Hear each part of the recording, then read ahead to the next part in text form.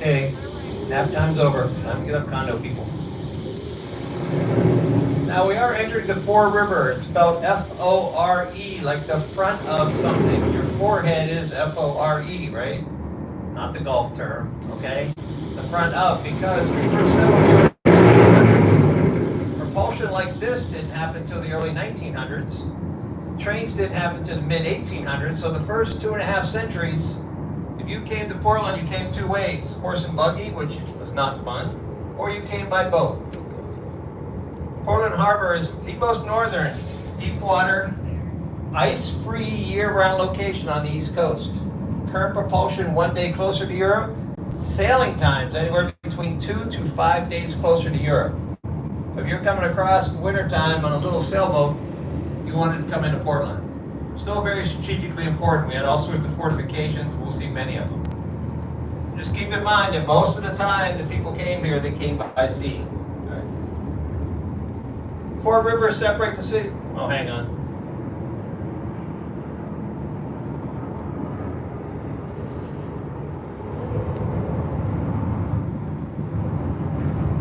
Fore River does separate the city of Portland from the city of South Portland. So Portland's on your left-hand side.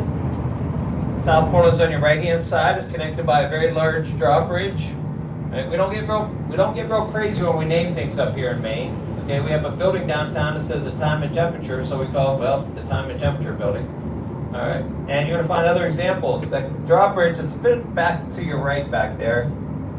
I've replaced a much uglier drawbridge. It was built in the teens, 1912, I think, and it was called the $1 Million Bridge because, well, it cost $1 million.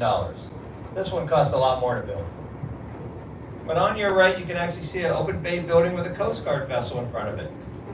That is a maintenance vessel. Okay, it maintains the navigational buoys. Our navigational buoys are red and green. Just remember, if you're coming into port, the nautical saying is red, right, returning, anywhere in the Americas, okay? Not true all around the world, okay, but in the Americas, keep the red buoys on your right-hand side. When you're coming into port, you'll be in the deepest water.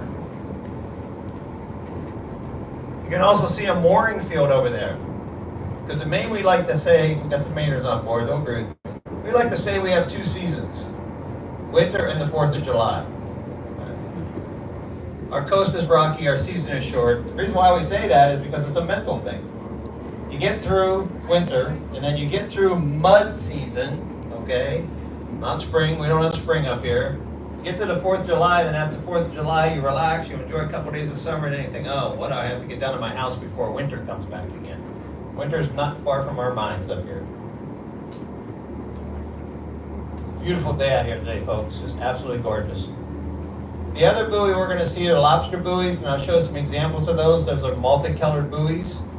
Maine has 7 zones of lobstering in our 3,500-mile coastline. And so every lobsterman within their certain zone has to come up with their own unique color pattern to identify their lobster buoys from other lobstermen. That's why they're all multicolored. And we'll talk a lot more about lobstering during our trip. But on your left-hand side right now, a couple things are showing up. You can see a car ferry. Sounds like it's just getting ready to leave. All right? That's Casco Bay Ferry Lines. They service 6 island communities. And if you're going to visit an island, and we're going to go past that island, so we'll talk a lot more about it later, called Peaks Island. That's the Peaks Island Car Ferry. All right? 6 island communities. Been doing it for 155 years. They have not missed one day in that time frame. That takes you back to the day of sail. And for our northern people up here, or you people who are addicted to the Weather Channel, you know that we have nor'easters up here. Winter hurricanes. All right? They may only make it to each island once in a day, but they have not missed each island once a day in the 155 years. Pretty amazing. Now you see the black-hulled sailboat there, that's the Bagheera. That's an historical schooner, well over 100 years old. 2-masted schooner. Now they're raising their sails. Now keep in mind, and thank you very much, schooner, for coming out right now. When I talk about a lot of the fortifications going back to the 1800s, keep that ship in mind, how small it is, okay?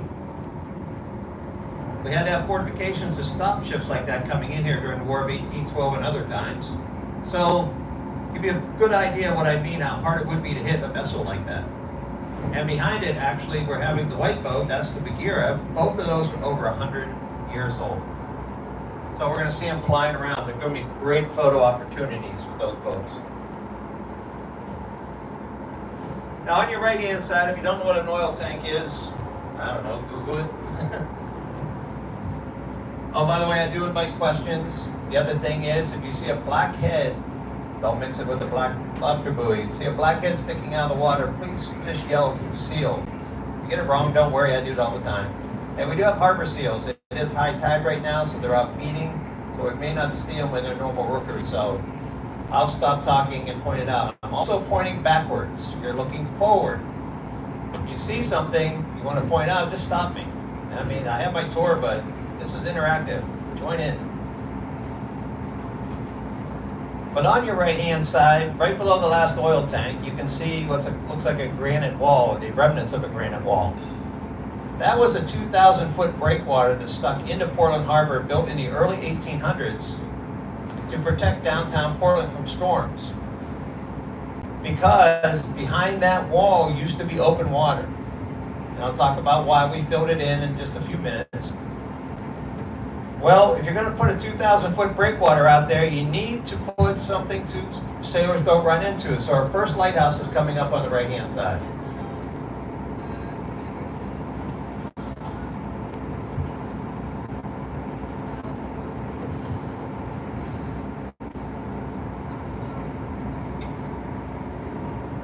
All right, the official name of this little lighthouse on the right-hand side is Portland Harbor Breakwater Light.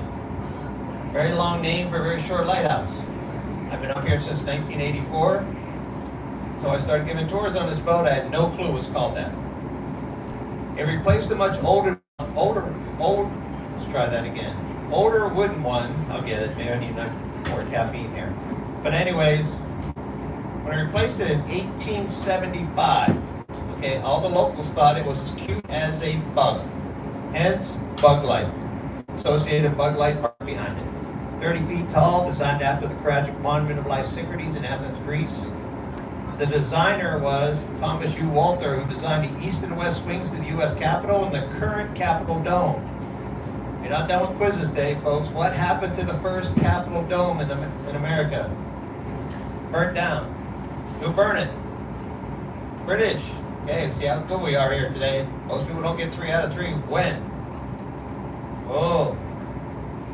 Our second War of Independence against those Brits. We had 2 of them. All right, the Revolutionary War and the War of 1812.